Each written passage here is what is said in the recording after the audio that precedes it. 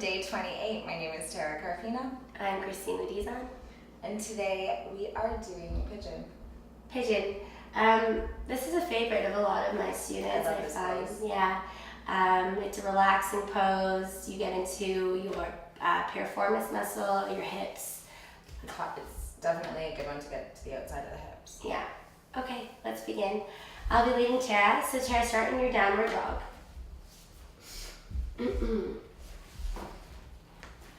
Beautiful. She's going to bring her toes to touch. Inhale her right leg all the way up into the sky. Exhale, bend the knee. Bring the foot to the foot to the left hand and right knee to the right wrist. Coming down, extending the left leg behind her. The objective is to get her right calf parallel to the mat, but everyone is different. Everyone looks different in this pose, so don't get discouraged if you don't look like Tara or another pigeon. As she's going to push into her hands, inhale her chest up, exhale, fold forward. Coming down into pigeon, melting her chest down, surrendering her body to the mat. Ideally, she's trying to push her left hip towards her foot, squaring those hips.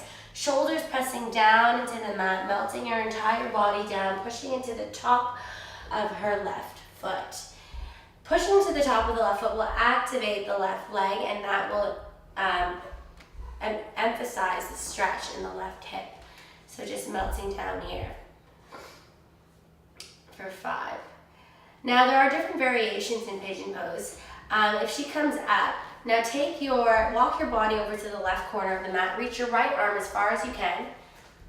There you go. So this creates a stretch in this right side body if she's reaching it as far as she can, and it's really activating that right hand, and you'll feel the stretch further in the left hip. So this is another variation of pigeon pose. And then inhale, come up, last one. She takes her right hand to the right corner. Weave your left arm under, left shoulder pressing down, melt down here. Beautiful. And that's another variation that we'll get to a different part of the hip in your pigeon. And whenever you're ready, come up. And for those of us who aren't as flexible, you can take swan, which is sitting right onto the outer edge of the right hip, and you can just bend the left leg back. So you can still get into that hip, but you're also using the front of your left thigh, this, and your sit bones are down on the ground. So it's kind of helpful for those of us who don't have the flexibility in the left leg or the right leg, depending on what side you're going forward. Yeah. But when you're really flexible, we can move over to Christina. Okay. And if you want to take your pigeon. Okay.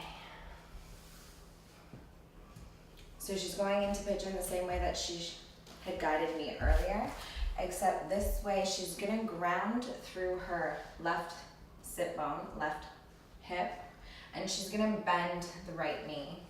Bending the right knee, sending the right foot to her right hand. Coming into queen pigeon.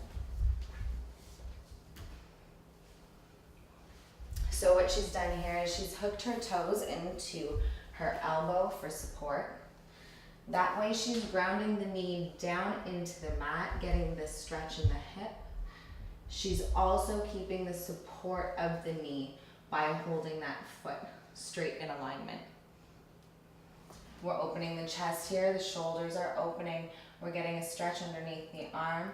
The chest is pushing up to the sky and the crown of her head is pulling up. So we're still getting that stretch in the spine. This is way deeper than probably most poses can get.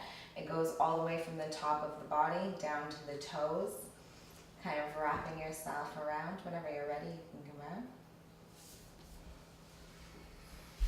Okay. Making sure to do either your queen pigeon, your variation, your swan, your regular pigeon on both sides. It's really important when you're opening the hips to keep a balance, because we do keep so much emotional energy in our hips. Yeah, we don't want to go unbalancing ourselves anymore. We'll see you tomorrow. See you tomorrow.